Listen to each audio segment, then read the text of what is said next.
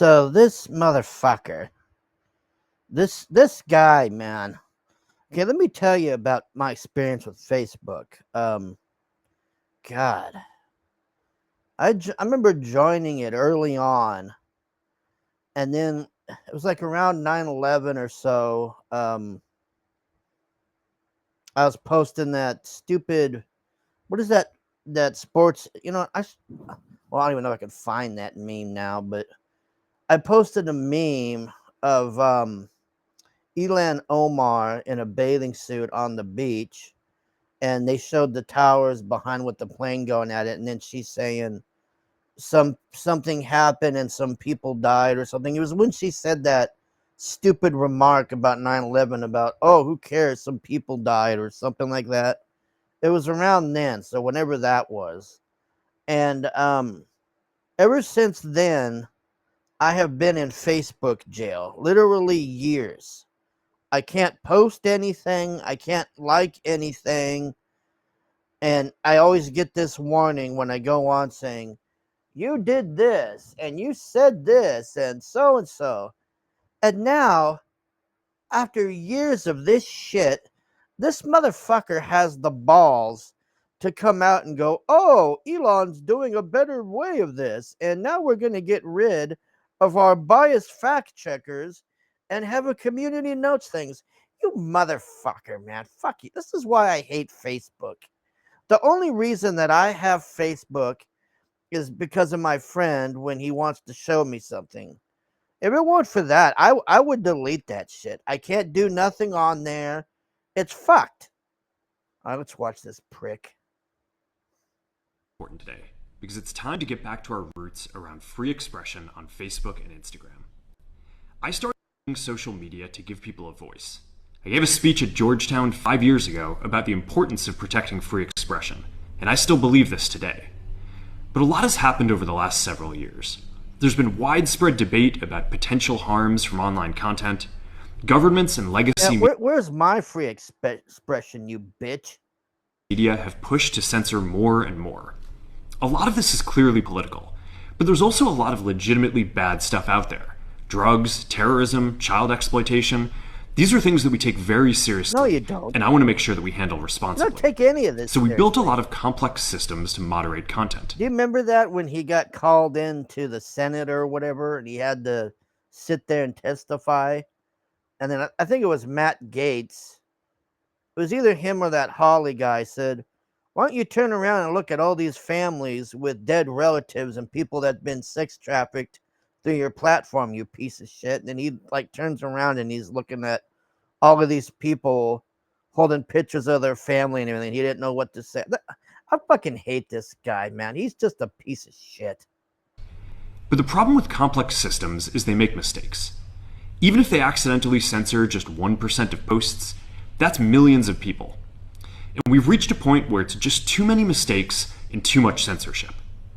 The recent elections also feel like a cultural tipping Oh, too much censorship, you say? Point towards once again prioritizing speech. So we're going to get back to our roots and focus on reducing mistakes, simplifying our policies, and restoring free expression on our platforms. More specifically, here's what we're going to do. First, we're going to get rid of fact checkers and replace them with community notes similar to X, starting in the US. After Trump first got elected in 2016,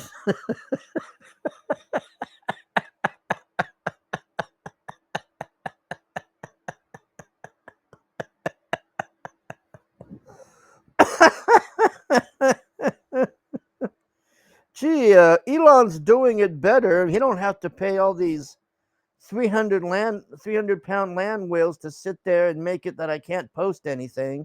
So now we're going to have community notes. You fuck. the legacy media wrote non-stop about how misinformation was a threat to democracy. We tried in good faith to address those concerns without becoming the arbiters of truth. But the fact-checkers have just been too politically biased and have destroyed more trust than they've created, especially in the US. So over the next couple of months, we're going to phase in a more comprehensive community notes system. Second, we're going to simplify our content policies and get rid of a bunch of restrictions on topics like immigration and gender that are just out of touch with mainstream discourse. What started as a movement to be more inclusive has increasingly been used to shut down opinions and shut out people with different ideas, and it's Oh, you don't say. gone too far. So I want to make sure that people can share their beliefs and experiences on our platforms. Yeah, about 10 fucking years later, you fuck. Third, we're changing how we enforce our policies to reduce the mistakes that account for the vast majority of censorship on our platforms. We used to have filters that scanned for any policy violation. Now, we're going to focus those filters on tackling illegal and high-severity violations. Well, why the fuck weren't you doing that to begin with? That's what Matt Gaetz and that Holly guy were saying. They're like, you have all these filters and algorithms focused on if somebody says, fuck Kamala or something. Meanwhile, these people are in here hacking away and sex trafficking kid. This stupid fuck. It's like he's finally going, oh gee, I didn't know people were dying on here and being sex trafficked. Who knew? For lower severity violations, we're going to rely on someone reporting an issue before we take action. The problem is that the filters make mistakes, and they take down a lot of content that they shouldn't. So by dialing them back, we're going to dramatically reduce the amount of censorship on our platforms. We're also going to tune our content filters to require much higher confidence before taking down content. The reality is that this is a trade-off. It means we're going to catch less bad stuff, but we'll also reduce the number of innocent people's posts and accounts that we accidentally take down. Oh, really? Fuck. Fourth, we're bringing back civic content. For a while, the community asked to see less politics because it was making people stressed, so we stopped recommending these posts. But it feels like we're in a new era now, and we're starting to get feedback that people want to see this content again. So we're going to start phasing this back into Facebook, Instagram, and Threads while working to keep the communities friendly and positive. Fifth, we're going to move our trust and safety and content moderation teams out of California, and our US-based content review is going to be based in Texas. As we work to promote free expression, I think that it will help us build trust. Oh yeah, just like this guy is just basically copying Elon. He's doing everything. What's he gonna do next? Announce he's gonna start making rockets? He's moving people out of California to Texas. That's what Elon did already. This guy, man. To do this work in places where there is less concern about the bias of our teams. Finally, we're going to work with President Trump to push back on governments around the world that are going after American companies and pushing to censor more. The US has the strongest constitutional protections for free expression in the world. Europe has an ever-increasing number of laws institutionalizing censorship and making it difficult to build anything innovative there. Latin American countries have secret courts that can order companies to quietly take things down. China has censored our apps from even working in the country. The only way that we can push back on this global trend is with the support of the US government. You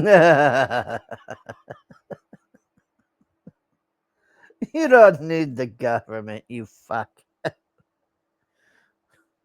This guy, man. And that's why it's been so difficult over the past 4 years when even the US government has pushed for censorship. By going after us and other American companies, it has emboldened other governments to go even further. But now we have the opportunity to restore free expression, and I am excited to take it. It'll take time to get this right, and these are complex systems. They're never going to be perfect.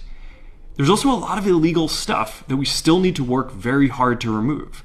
But the bottom line is that after years of having our content moderation work focus primarily on removing content, it is time to focus on reducing mistakes, simplifying our systems, and getting back to our roots about giving people voice. I'm looking forward to this next chapter. Stay good out there, and more to come soon.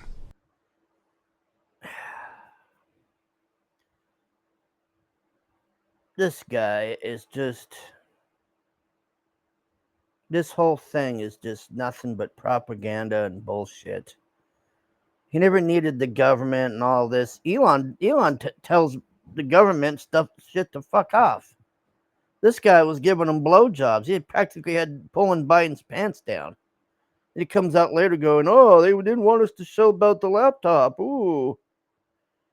You know, who the fuck uses Facebook anymore? Says fucking grandmas. I wish Facebook would die, honestly. It's a shit platform, man. Can't do fucking anything on there. You know, X is like 1,000 times better. If you have to choose between those two, X is like way better, man. And Facebook is, I don't know, I'd say it's antiquated, if anything, man. I mean, it's basically turning into the new MySpace. So this fucker's trying to keep relevance of what he can after he had his fucking Gestapo go crazy and realized, oh, you know, you can't ban somebody over a meme for 20 years and all this. I don't know. I don't think Facebook's going to get any better. He's just ripping off Elon. Everything I heard here, well, Elon did this, so now we're going to do it. Oh, they moved their people out of California. We're going to move our people out of California. Oh, he has community notes. We're going to have community notes. Yeah, good luck with that, man. This is not going to make me use Facebook anymore. Facebook is shit. It sucks. End of story. Thanks for watching. Bye.